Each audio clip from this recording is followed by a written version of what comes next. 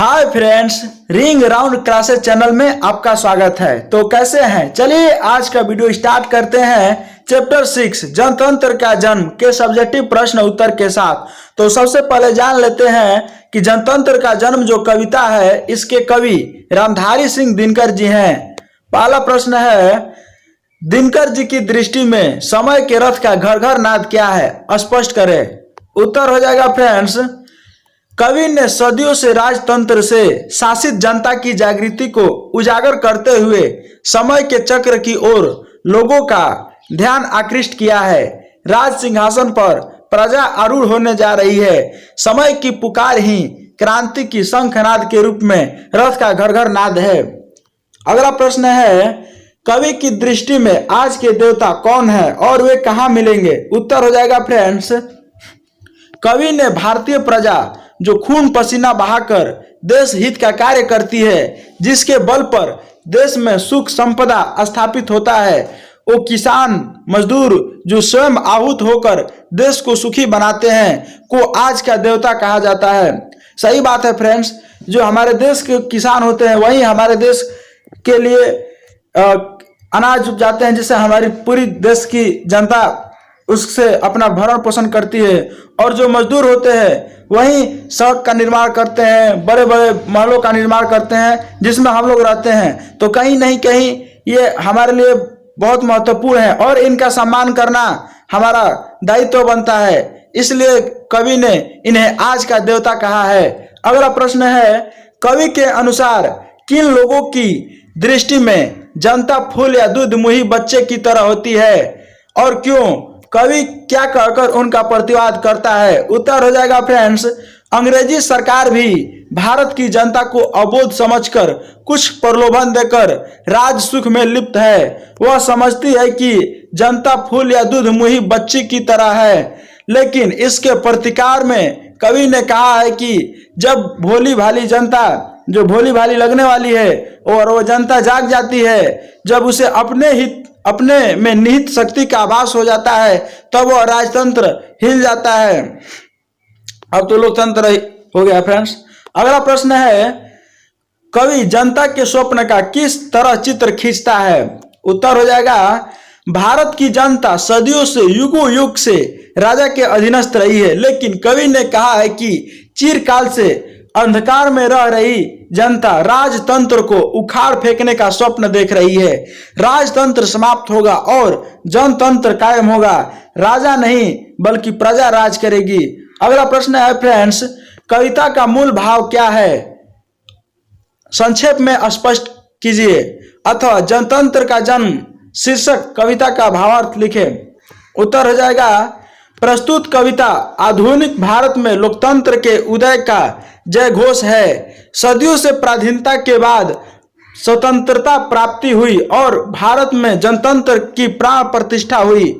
जनतंत्र के ऐतिहासिक एवं राजनीतिक अभिप्रायों के अनुसार अभिप्राय को कविता में उजागर करते हुए कवि यहाँ एक नवीन भारत की शिलान्यास करता है, जिसमें जनता ही स्वयं सिंहासन पर आरूढ़ होने का है। इसमें कवि ने जनता निहित शक्ति को उजागर करते हुए जनतंत्र की माता को स्थापित करने पर बल दिया है। राजतंत्र की जड़ को उखाड़ फेंकने की ताकत जनता में है और राज सिंहासन का वास्तविक अधिकारी प्रजा ही है, ऐसा चित्रण किया गया है इस पाठ में। अगला प्रश्न है फ्रेंड्स, कविता के आरंभ में कवि भारतीय जनता का वर्णन किस रूप में करता है? उत्तर हो जाएगा, कविता के अनुसार कविता के आरंभ में कवि ने भारतीय जनता की सरल एवं विनीत छवि का वर्णन किया है।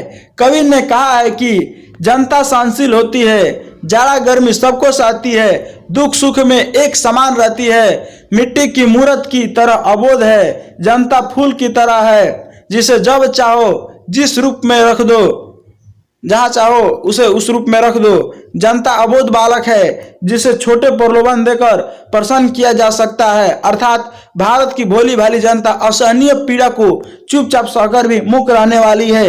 राजा द्वारा शोषित होने पर भी प्रतिकार नहीं करती है।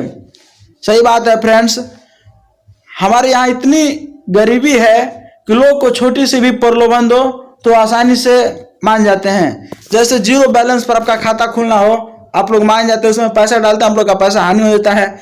विजय माल्या जैसा इंसान आकर इंडिया से इतने अरबों रुपए लेकर चला जाता है, क्यों? आखिर हमारे अंदर कहीं नहीं कहीं लालच है, लोभ है। और वही बात है, अंग्रेजों ने भी हमारे साथ क्या किया, वो हमें मिट्टी की मूर्त की तरह इस्तेमाल किया। जिस तरह जब चाहा जहां हमें रख दिया, जैसा चाहा वैसा मोड़ दिया, छोटा मोटा लोभ दे करके हमें प्रसन्न कर दिया, और हम हैं चुपचाप उसकी बात सह रहे हैं। हमारे अंदर इतनी सहनशीलता है कि हम जान रहे हैं कि हमारे ऊपर शोषण हो रहा है, हमें लोग पीड़ित कर रहे हैं, फिर भी हम मौन हैं। जबकि हमारे अंदर वो ताकत है कि हम चाहें तो पूरी राजतंत्र या सिंहासन को हिला सकते हैं, लेकिन जनता तो फिर भी सहनशील है। खैर छोड़िए, अगला प्रश्न है, देवता मिलेंगे खेतों में खलिहानों में पंक्ति के माध्यम से, कवि किस देवता की बात करते हैं और क्यों? उत्तर हो जाएगा फ्रेंड्स, उपरोक्त पंक्ति के माध्यम से कवि जनता रूपी देवता की बात करते हैं, क्योंकि कवि की दृष्टि में कर्म करता हुआ परिश्रमी व्यक्ति ही देवता स्वरूप है। मंदिरों मठ में तो केवल मूर्तियां रहती है, वास्तविक देवता वही हैं जो अपने कर्म तथा परिश्रम से समाज को सुख समृद्धि उपलब्ध कराते हैं। अगला प्रश्न है फ्रेंड्स, दिनकर रचित जनतंत्र का जन्म शीर्षक कविता का सारांश लिखे। उत्तर हो जाएगा, जनतंत्र का जन्म शीर्षक कविता आधुनिक भारत में जनतंत्र के उदय की जय घोष है।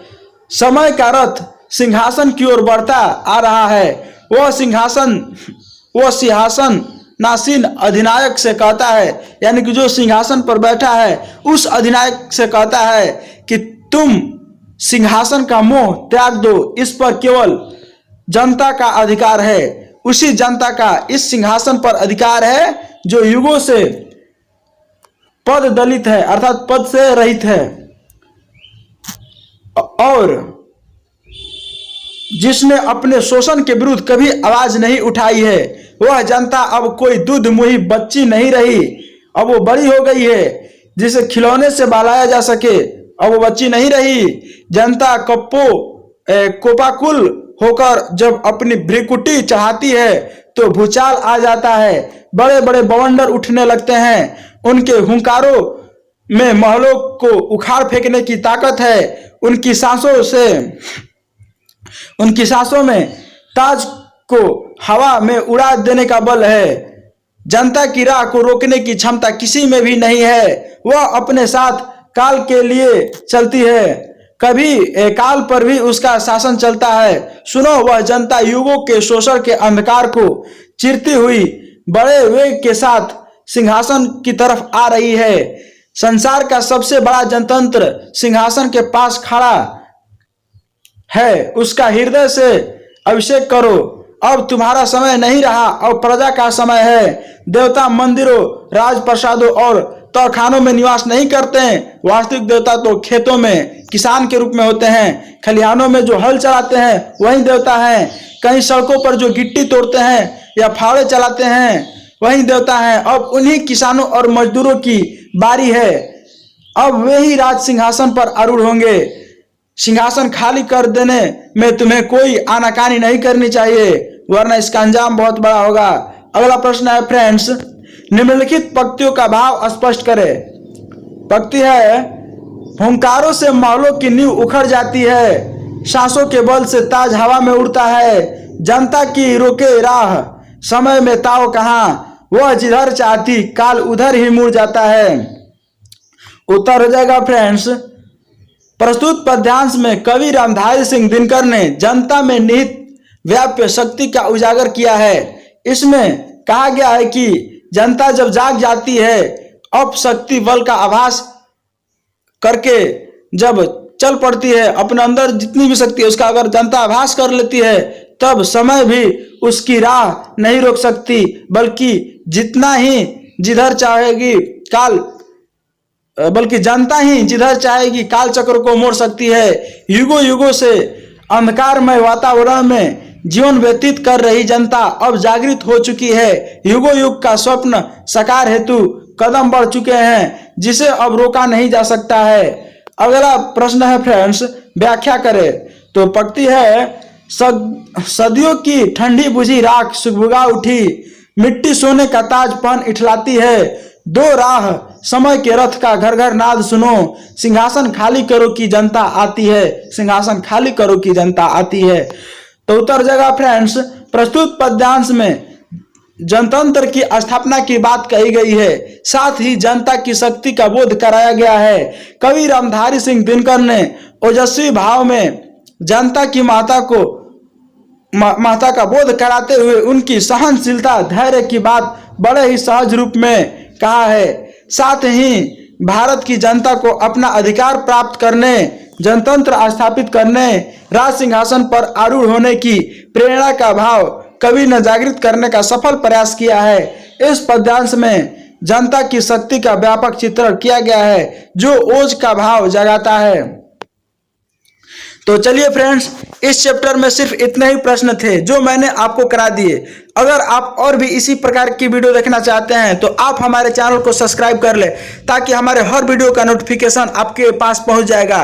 और आपको यदि यह वीडियो अच्छा लगा तो आप इस वीडियो को लाइक कर दे और अपने दोस्तों के साथ भी शेयर करें। धन्यवाद।